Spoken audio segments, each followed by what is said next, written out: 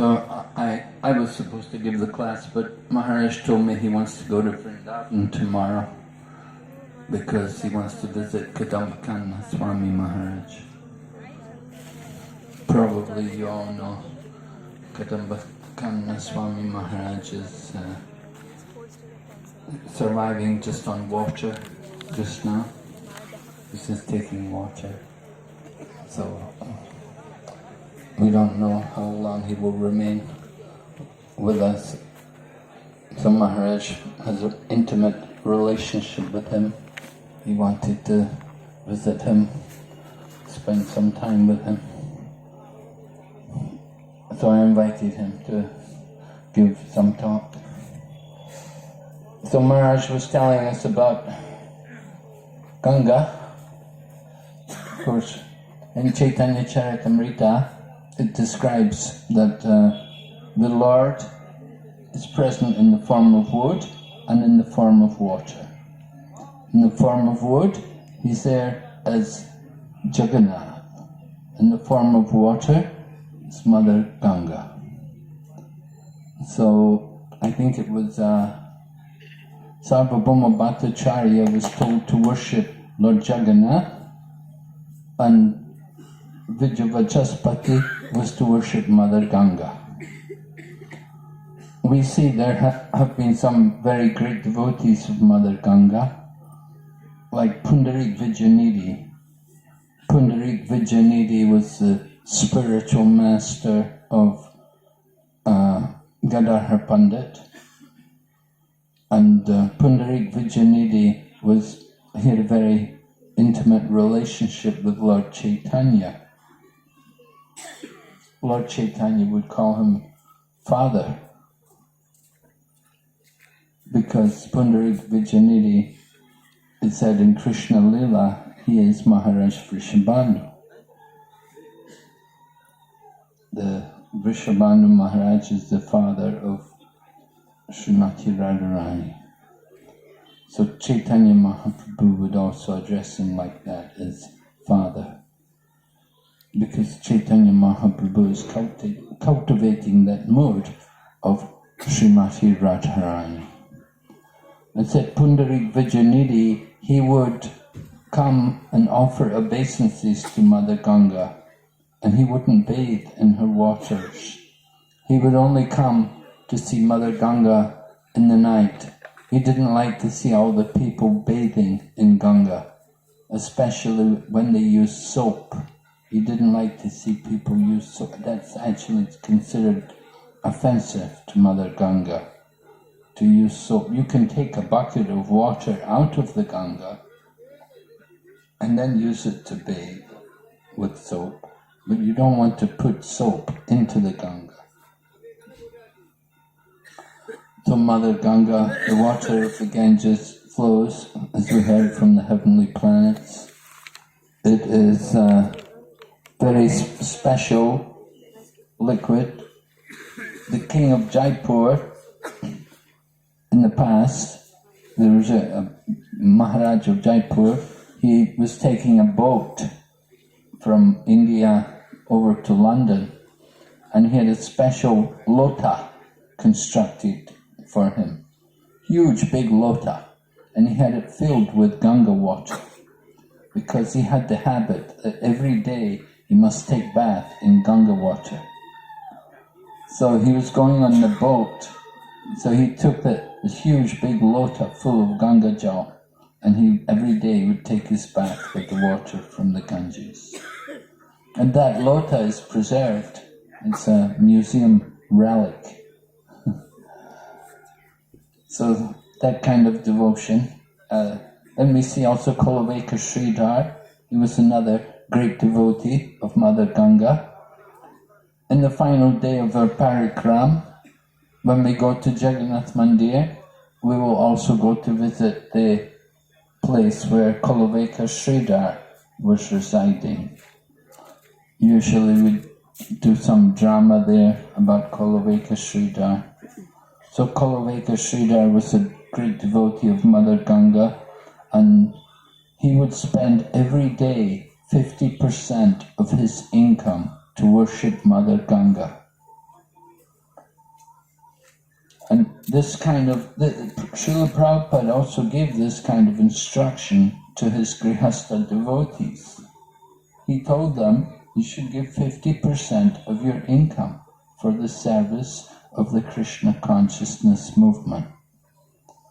And in that way, you can cultivate your attachment to Krishna, you'll be detached from sense gratification, and you can purify yourself. Working in a job, making money, the problem is when you get money, you think about sense gratification. So people say, well, if I give 50% to Krishna, I won't have enough left for myself. Well, you can have enough left for your maintenance, for your basic needs. It's not that you have to starve, but it's a good principle to follow. And of course the example is there of Rupa Goswami, that Srila Rupa Goswami, when he resigned from his government service, he gave 50% for the service of the devotees and the brahmanas. 25% he gave to relatives, and 25% he kept for emergency purposes. Of course, he did this when he was retiring. And so you could say, well, I'll wait till I retire, and then I'll divide what I have, whatever I have.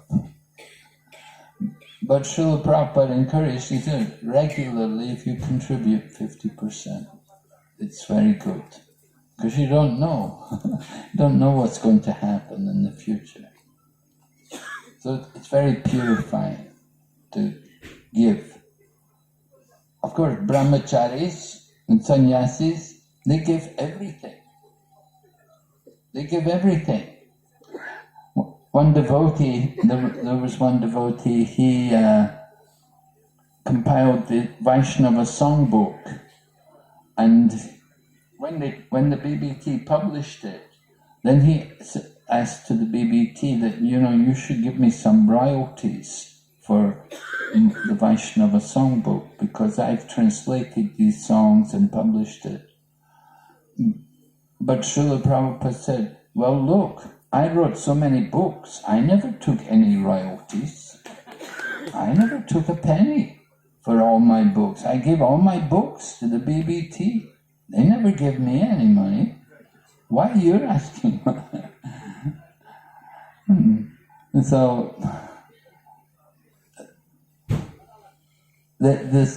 we have to be careful of the fruitive mentality. Fruitive mentality can always be there in devotional service. Therefore, Rupa Goswami describes pure devotional service. Anya bilasita sunyam jnana karma jan avritam anukulyena krishnanu shilanam bhaktir uttamam. That pure devotional service must be without any desire for fruitive activity or for liberation. Right? Karma and jnana, or bhukti and mukti. They're described in Nectar of Devotion as being like two witches or ghosts who are just simply giving trouble to the living entity. The more we desire fruitive gain, then the more we're going to be entangled in this material world. So we come to Krishna consciousness. Ideally, coming into the Krishna consciousness movement is to get free from the material world. Sometimes Srila Prabhupada would describe at the time of initiation that you are declaring war on Maya. You're fighting a war against Maya, against the material energy. And we have to understand, during wartime, then people are very serious, very cautious about everything. We're always alert, because we're thinking at any moment danger is going to come. We have to be always alert, always on guard. So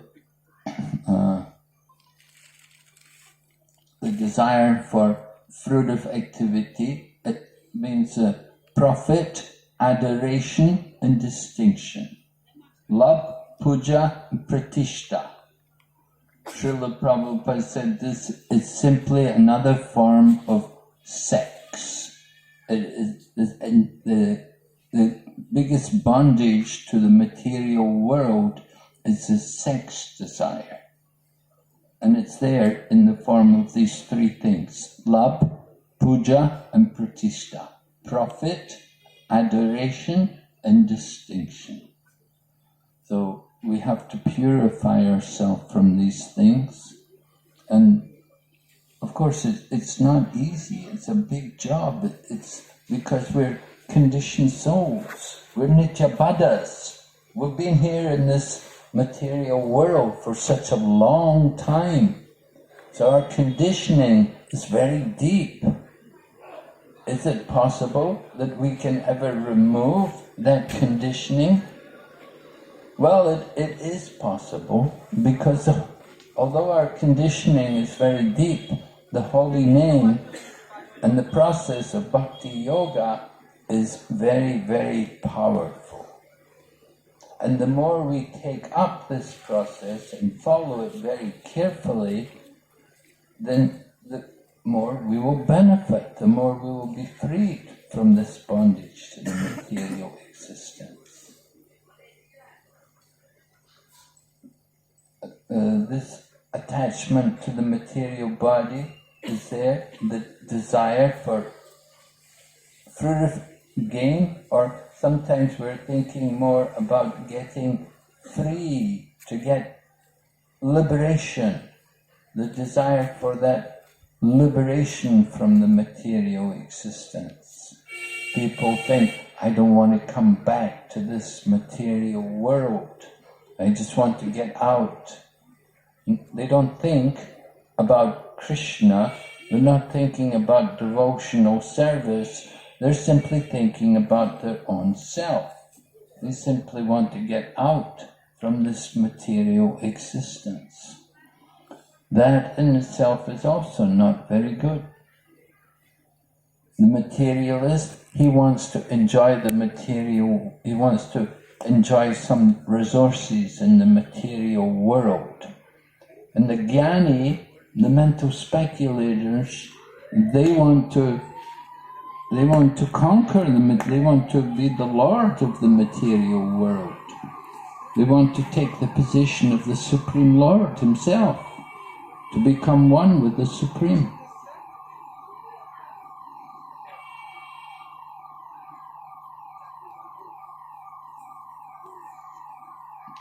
So we have to be on guard against these two things: the desire for fruitive activity and the desire for liberation. And the only process which can actually overcome these kind of desires is the process of bhakti yoga, by engaging ourselves fully in this in the activities, particularly hearing and chanting. First, the hearing. Hearing is always essential. Without hearing, then how can we chant? So we have to hear, and we don't think that we can, that just hearing one time is going to be enough. We have to hear regularly for a long time to help us to get free of that conditioning. The more we give our attention to that hearing, then the more this disease can be removed. So we've been out on parikrama, we've been visiting the different dweeps. We went first to Antardweep, which is actually where the parikrama ends. But we find that on the final day of the parikrama, there's always so many people, there's just so many different parikramas, different temples, and Gaudiya mats, and so many other people, Babajis and so on. They're all having their parikramas. So it's very difficult that we can get into that Chaitanya into the Yoga Pith on the final day. So instead of going to the Yoga Pith, we have our own assembly point, which is in Mayapur Dham itself, in our own temple, on our own land. And remember, there are 7 parties out on Parikram just from ISKCON. You've got the 4 Bengali parties, you've got the Tamil party, you've got the Hindi party, and then our own party here. So the Bengali parties are like 2,000, 2,500 people, each one. And they're very organized. They have wonderful kirtans, very sweet kirtans, very, very easy for them to organize themselves because they're in the culture, they're born in it, they're brought up in it, and it's just so natural for them. So that we all meet together, everyone comes together on the final day. But actually Parikrama is supposed to end at the Antardweep. We began in Antardweep and we end there at Antardweep. And then the first island we're meant to go to, we haven't visited yet. We didn't go to Simantadweep. Simantadweep is the place of hearing. Now, devotional service begins by hearing. Our parikrama was meant to begin in Simantadweep. But because there are 7 parties, it's not possible that every party can follow the same schedule. So one party, they got the opportunity, they could go to Simantadweep. We began in Godrumadweep. Our parikrama was in what should have been the second day of parikrama. We were in Godrumadweep on the first day. And Godrumadweep is the place of chanting, right? Chanting. And who chants in Godrumadweep? Well, Lord Shiva comes and chants. If you're going to leave your body in Godrumadweep, it said Lord Shiva comes and he chants what name? Yes, he comes and personally chants a holy name into the ear of a soul who is departing from the world in that place. Go means cow and Druma means tree. Yes, there's a cow under the tree. And what's special about that cow? That is Surabhi cow, right? The Surabhi cow resides there eternally in Godrumadweep. And we saw how Srila Bhaktivinoda Thakur resided there. Lord Nityananda also was there and began Lord Nityananda had his Namhata preaching going out from there. And Indra himself also came there. Indra came there because Indra understood he had committed a great offense against Lord Krishna by trying to inundate Vrindavan and to kill all the cows and all the people in Vrindavan with his Samvantarka clouds. So Indra, after that Govardhan Leela, Indra felt very guilty. Of course, he did go to Govinda Kund and he begged forgiveness from Lord Krishna. And he did do Abhishek of Krishna at that time. But Krishna didn't give him much attention, because he thought this stupid Indra tried to kill all the people in Vrindavan. So Indra didn't get a lot of attention from Lord Krishna, and he felt very guilty. He thought, I must do something to atone for that. So he went to that place where Surabhi resides here, at Godrumadweep. And he chanted the holy name of Gauranga. And after some time the Lord appeared, and the Lord told Indra that when I manifest myself in the Kali Yuga, you can also come and take part in this In this way you can become humble and purified. So Indra got that blessing, just like Haridas Thakur, we say Brahma Haridas, that Lord Brahma, he went to the Yoga Peeth, he was in Antardweep, and he was also feeling very guilty. Actually, Brahma's offense was even greater than the offense of Indra's, because Brahma took away all the cows and all the cowherd boys from Lord Krishna. So he denied Lord Krishna the association of all of his very dear devotees. So Lord Brahma's offense was very bad, and he also wanted to get forgiveness, and he thought that because I think I'm the controller of the universe, I'm so proud, I should become humble. And so he got the benediction that he would take birth in the Lord's pastimes in Kali Yuga, that he would take birth in a non-Hindu family. And in this way, he would be a humble devotee. And Haridas Thakur, as a non-Hindu, he was not able to enter the temples. Even though he went to Jagannath Puri, he was simply chanting the holy name and seeing the chakra on the top of the temple of Jagannath Puri. He never went inside any of the temples. And neither did Rupa and Sanatan. Alright, we have to stop now. So deities are coming. How long? Okay. So we're going to finish anyway. We'll have questions and answers in a little after Arti. We'll go on. Maybe we can get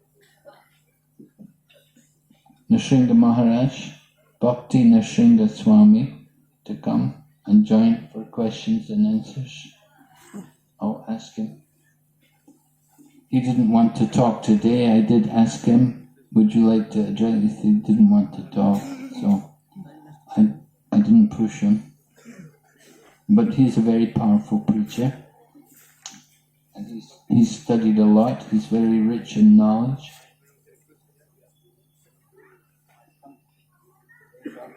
Srila Prabhupada ki.